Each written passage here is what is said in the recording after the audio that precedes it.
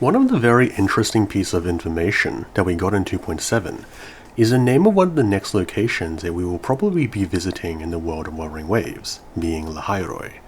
Ever since it's been announced, it's been a bit of a hot topic to talk about, because Lahai-Roi, biblically, culturally, and historically, has been a concept that has been absolutely charged with symbolism. So in line with my previous Schwarz Losch video, I think it would be interesting, again, to discuss some of the hypothetical possibilities for what this may mean for the future of the story of Solaris 3. To begin our analysis, it's essential to understand where the term Lahai-Roi even comes from. As a lot of people are aware, Lahai-Roi is a biblical reference, coming actually from the stories of Abraham in the Old Testament. This means that Lahai-Roi is actually relevant as a concept in all three of the major Abrahamic religions of Judaism, Christianity, and Islam. To start at the beginning, we need to go back to Abraham, generally considered the first prophet of God. In this story, there are 5 characters who will be important. Of course, Abraham, but also his wife, Sarah, or Sarai. Abraham received a call from God to leave his father's house and settle the land of Canaan, or the modern-day Levant, promising him the land and the role of being the progenitor of a great nation. The problem was that after living in Canaan for 10 years, Abraham and Sarah weren't able to conceive, so he couldn't really fulfill what God promised to him because he didn't have any descendants. To this end, Sarah allowed Abraham to try and conceive with her Egyptian maidservant, Hagar, who was able to get pregnant very easily. This caused Hagar to despise Sarah, her mistress, which in turn caused Sarah to mistreat her.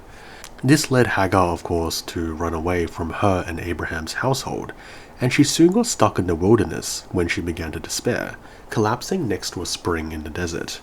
At this point, God came and told Hagar that her son would be a wild man that would not get along with people, since when God told Abraham that his children would found a nation of Canaan, he wasn't really intending that his words or prophecy would be fulfilled in this way, fulfilled through Hagar rather than Sarah. Even though this is a sort of ill omen, God tells Hagar that the child she is carrying should be named Ishmael, meaning God hears you. Hagar was grateful for this and named the desert spring where this had all occurred as Beer Lahai-Roi, meaning the well of the living one who sees me. Hagar would choose to go back to Abraham and Sarah, where she would give birth to Ishmael, who would become the father of the Arabs. 14 years later, Sarah was blessed by God to become pregnant and gave birth to Isaac, who would fulfill God's first words to Abraham. Ishmael would make fun of Isaac, and Sarah would basically kind of get pissed off and demand that Hagar and Ishmael leave, which would lead to Hagar's second exile to the vicinity of Beersheba, a well that Abraham had dug years ago, meaning the Well of Oaths. Wandering in the wilderness, Hagar and Ishmael would run out of water, and despairing, God would answer Hagar's pleas once again, conjuring a well of water in the middle of the desert, and saying that Ishmael would create a great nation. As such, Ishmael would be the descendant of the Arabs, which would eventually lead to Islam. On the other hand, Isaac, who is often seen as the ancestor of the Jewish people, began to also live near Beer Lahai-Roi after his father, Abraham, had died. Critically, Genesis 24:62 notes that he was walking away from Beer Lahai-Roi when he met his future wife, Rebecca.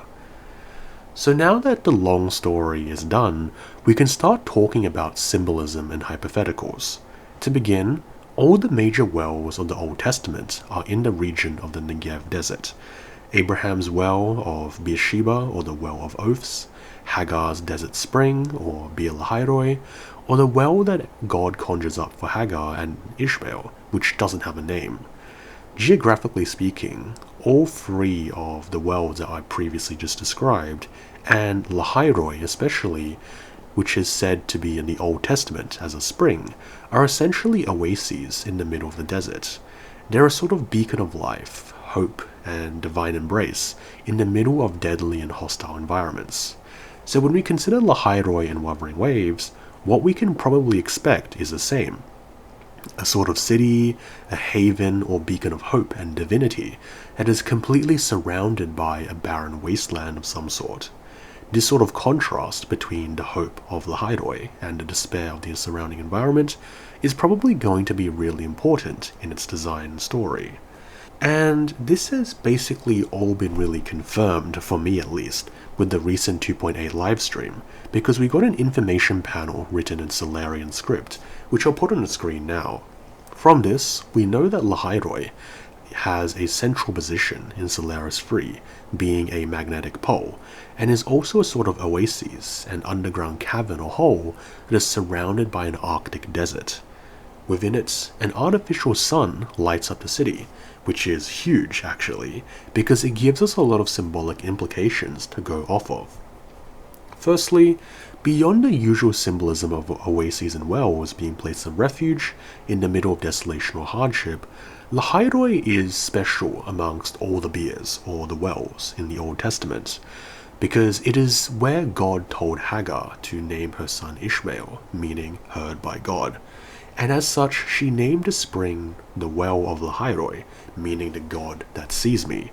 As such, Lahai-Roi is symbolic of not only a satisfaction, a divine connection to God, but also as a sort of beacon of hope and enlightenment, of being seen amidst hardship and suffering. From the 2.8 info panel, we can see that the city of Lahai-Roi is lit up by an artificial sun, which stands in contrast with the darkness of the underground cavern and the Arctic desert outside. Perhaps this means that the sentinel, or the protector of this place, is associated with the sun and divinity, and the city itself is sort of enlightened through its grace. We know already from Galbrenna that the city of Lahai-Roi is very technologically advanced, and through Chisa's report that it is the home of the Star Torch Academy that researches residents' powers and science. This all pushes towards an idea that Lahai-Roi is a sort of oasis, a haven in the midst of desolation of the Negev desert. In Wuthering Waves, this may be a place where the light of divinity touches the people in the midst of an otherwise icy wasteland. The science and technology of the place perhaps being a sort of enlightenment of knowledge and understanding, perhaps being driven by their sentinel, who, as we've seen previously, all act as divine figures that watch over the people in previous regions. From the 2.8 info panel, we can also see a final question. Lahai-Roi is a city that is lit up by an artificial sun that never goes out, which, as we discussed prior, could be symbolic of a sort of divine connection and enlightenment. However, as the panel poses, what would happen if the sun were to fall dark? Perhaps, similar to Renacita and Jinzhou, the key dilemma may be that its people can no longer connect to their god, perhaps. As the name Lahai-Roi suggests, their sentinel may perhaps no longer be able to see or hear them.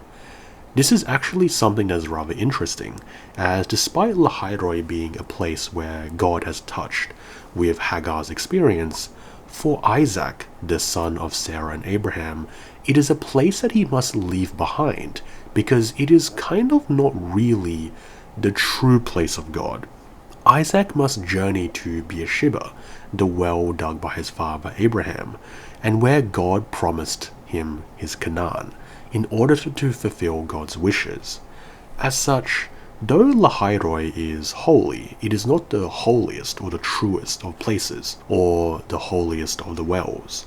While Lahai-Roi is the well of revelation and enlightenment, hence its name, it is Beersheba, otherwise known as the Well of Oaths, where God's promise to Abraham and his descendants, with his son Isaac, is truly fulfilled.